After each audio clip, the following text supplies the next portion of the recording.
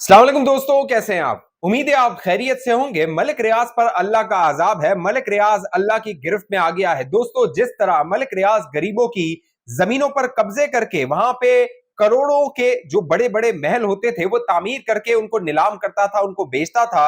मलिक रियाज अपने घर में क्या कुछ करता रहा था, उसकी जो बेटी है आसिया आमिर, वो कैसे मुंह काला करती रही थी और घर के अंदर वो कितना जुल्म, कितना तशद्दुद मलिक रियाज करता रहता था। अब दोस्तों, मामला यह हुआ कि मलिक रियाज पाकिस्तान से फरार हो गया जब इमरान खान का इख्तिदार चला गया 2022 में, क्योंकि मलिक रियाज को पता था कि उसकी गिरफ्त होने वाली है। आसिम मुनीर, हाफिज आसिम मुनीर आ गया है, वो छोड़ेगा नहीं। लेकिन मलिक रियाज कितना ताकतवर है, जो कहानी मैं आप दोस्तों के सामने रखने वाला हूं, जो ऑडियोज मैं आप दोस्तों के सामने रखने वाला हूं, मलिक रियाज की ऑडियो भी सुनाऊंगा आपको और मलिक रियाज की बेटी आसिया की भी ऑडियो मैं आपको सुनाऊंगा। ये दोनों ऑडियो सुन के आपको एहसास होगा कि मलिक रियाज दुबई में बैठ के भी पाकिस्तान में किस तरह जुल्म, किस तरह जबर, किस तरह ज्यादती कर रहा है। दोस्तों, मलिक रियाज जो है वो गिरफ्त में आ गया है। अब मामला यह हुआ है कि मलिक रियाज का एक भतीजा था, उसका नाम है वकास रफत।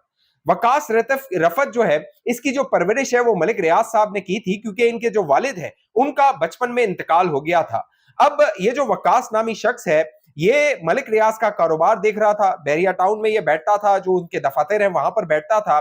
उसके बाद बैरिया इनक्लेव, जब ताजी खोखर साहब उनका इंतकाल हुआ, उसके बाद बैरिया इनक्लेव में इसने बैठना शुरू कर दिया। वकास का ताल्लुक बन गया चंद मॉडल्स, चंद अदाकारों के साथ, और इसका एक्स्ट्रा मैरिटल अफेयर शुरू हो गया, यानी शादी से हट के मामलात इसके शुरू हो गए। और इन मामलात का जो वकास की बेगम है उसको इल्म हो गया। अब वकास की जो बेगम है वो एक साबिक फौजी अफसर की बेटी थी, यानी कि रिटायर्ड फौजी अफसर की बेटी थी, जिन्होंने वकास से शादी करवाई हुई थी। उस साबिक फौजी अफसर ने मलिक रियाज के घर अपनी बेटी को दिया हुआ था। लेकिन उस घर में क्या कुछ हो रहा था दोस्तों, जब उस लड़की को यह पता लगा कि जो वकास मलिक रियाज का भतीजा है ये एक्स्ट्रा मैरिटल अफेयर्स में है, इसके बाहर लड़कियों के साथ ताल्लुकात हैं, तो इनकी नाचाकी शुरू हो गई, इनका रोज का झगड़ा शुरू हो गया, अनबन शुरू हो गई, और वकास ने इस लड़की पर तशद्दुद करना शुरू कर दिया। ये जो पूरी कहानी मैं आप दोस्तों को सुना रहा हूं, ये कहानी सुनी सुनाई नहीं है, बाकायदा FIA के अंदर कंप्लेन आ गई है। इस लड़की ने कंप्लेन दायर कर दी है, और इस लड़की ने हवाला दिया है कि कैसे मलिक रियाज की बेटी आसिया इसके बाप को, यानी साबिक फौजी अफसर को, और इस लड़की को ब्लैकमेल कर रही थी नाजेबा तस्वीरें और नाजेबा वीडियोस बेचकर। होता कुछ यह है कि जब इनकी नाचाकी शुरू हो जाती है तो जो लड़का है वो इंसिस्ट करता है कि ये लड़की, यानी मेजर की जो बेटी है, वो वकास को तलाक दे दे। और जो मलिक रियाज की बेटी आसिया है वो भी जो अपना कजन है, यानी मलिक रियाज का जो नेफ्यू है, उसकी हिमायत करती है और इस लड़की पर दबाव डालती है कि वो तलाक ले। अब ये लड़की तलाक लेने को तैयार नहीं होती, लेकिन दबाव डाला जाता है, उस पर जुल्म, टॉर्चर किया जाता है, और फिर नाजेबा तस्वीरें और नाजेबा वीडियोस उनका इस्तेमाल किया जाता है। वो कैसे किया जाता है, जब वकास और ये जो लड़की है इसका अजवाजी ताल्लुक था, तो इस लड़की की कुछ वीडियोस और कुछ तस्वीर वकास ने बना ली थी। इस FIA की कंप्लेन के मुताबिक इसके इल्म में लाए बगैर ये वीडियोस और तस्वीर वकास ने बनाई थी, और बाद में इन्हीं वीडियोस और इन्हीं तस्वीर को इस्तेमाल करते हुए मलिक रियाज की बेटी आसिया और उसका जो भतीजा है वकास, उसने इस्तेमाल किया इस लड़की को और दबाव डालने के लिए और ब्लैकमेल करने के लिए। अब इसकी लड़की की तलाक तो हो गई, लेकिन अब मामला था जो कस्टडी है, बच्चों की कस्टडी, उसका मामला था कि बच्चों की कस्टडी किसके पास होगी, क्योंकि मलिक रियाज का ये जो भतीजा है वकास, इसके 3 बच्चे थे, एक की उम्र 3 साल, 7 साल और 10 साल थी। अब हुआ ये कि मलिक रियाज ने गुज़िश्ता साल 2024 में इन तीनों बच्चों को दुबई मुंतकिल कर दिया। अदालत में केस गया, अदालत में जो मलिक रियाज साहब है वो इस लड़की को कहते रहे, बाकायदा उसकी ऑडियो है, मैं आपको सुनवाता हूं, कि तुम जो है वो अपने पीछे हट जाओ, इन बच्चों की जो किफालत है वो बाप की जिम्मेदारी है, बाप पालेगा, मैं वकास पे जिम्मेदारी डालूंगा, वकास इनकी जो है वो बोर्डिंग हाउस में रखवाना है या जो भी मामला करना है वो ये करेगा। लेकिन ये जो मेजर था, साबिक मेजर फौजी, वो ना पीछे हटने को तैयार था, और ना ही ये लड़की जिसके साथ ये कुछ गुजर रहा था, ये सब कुछ हो रहा था। ये साल 2024 की बात है दोस्तों, अगस्त 2024, जब मलिक रियाज इस मुल्क में नहीं है, मलिक रियाज दुबई में बैठ के यहां पे ये कुछ कर रहा है। तो आप अंदाजा कीजिए, जो हमारे इदारे कहते हैं कि मलिक रियाज को कानून के नीचे लाया जाएगा, अभी FIA में कंप्लेन चली गई है, देखते हैं FIA वाले कैसे कार्रवाई करते हैं। फिर हुआ ये कि लड़की जो थी पीछे हटने को तैयार नहीं थी, वो जो मेजर साहब थे वो भी पीछे हटने को तैयार नहीं थे।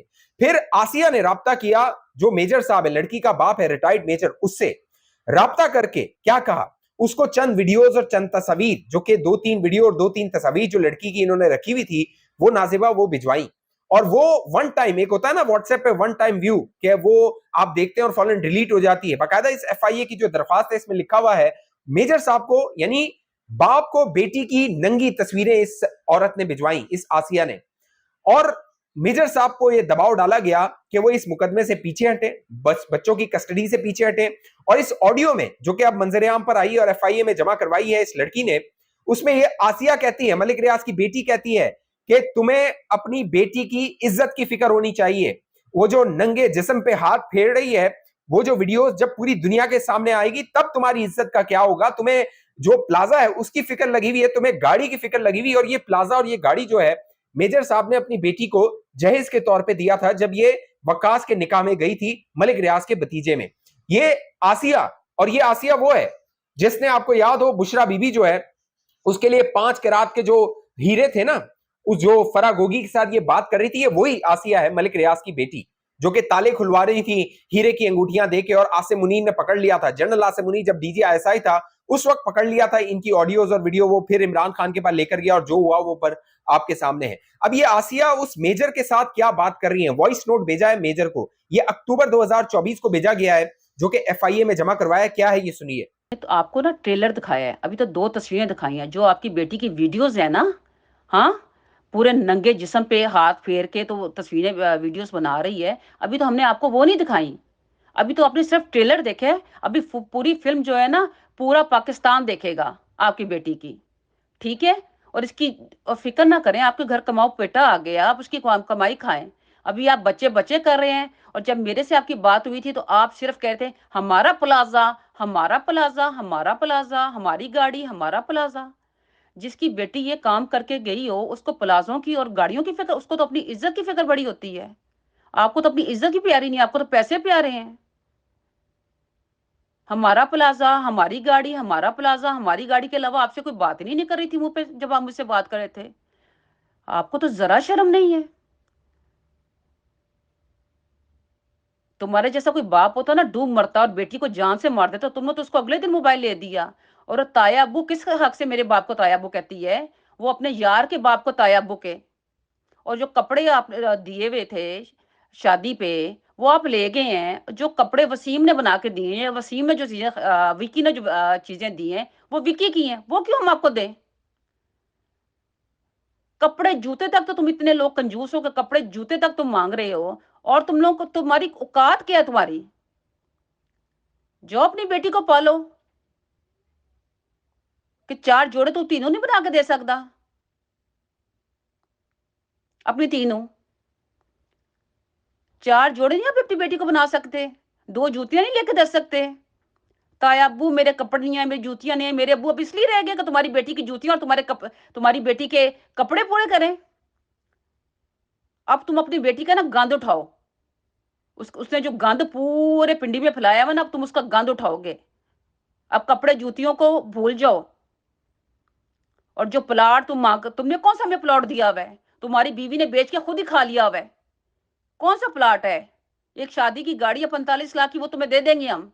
और कुछ नहीं है हमारे पास। आप अब दूसरी जानिब, एक जानिब मलिक रियाज की बेटी ये खेल खेल रही है और दूसरी जानिब मलिक रियाज गुड कॉप का किरदार अदा करते हुए लड़की से बात कर रहा है और लड़की को वॉइस नोट भेज रहा है और कह रहा है कि देखो मामला हल करो, अदालत ने फैसला कर दिया है, बच्चे वकास की कस्टडी में रहेंगे, वकास उनकी कफालत करेगा, उनको पढ़ाना है, उनको बोर्डिंग हाउस में डालना है, वो सारे मामलात होंगे और तुमने भी अपनी जिंदगी शुरू करनी है। यानी तलाक हो गई है, अब तुमने भी अपनी जिंदगी शुरू करनी है, लिहाजा मामला देख लो। ये मलिक रियाज की जो ऑडियो है ये भी सुनिए।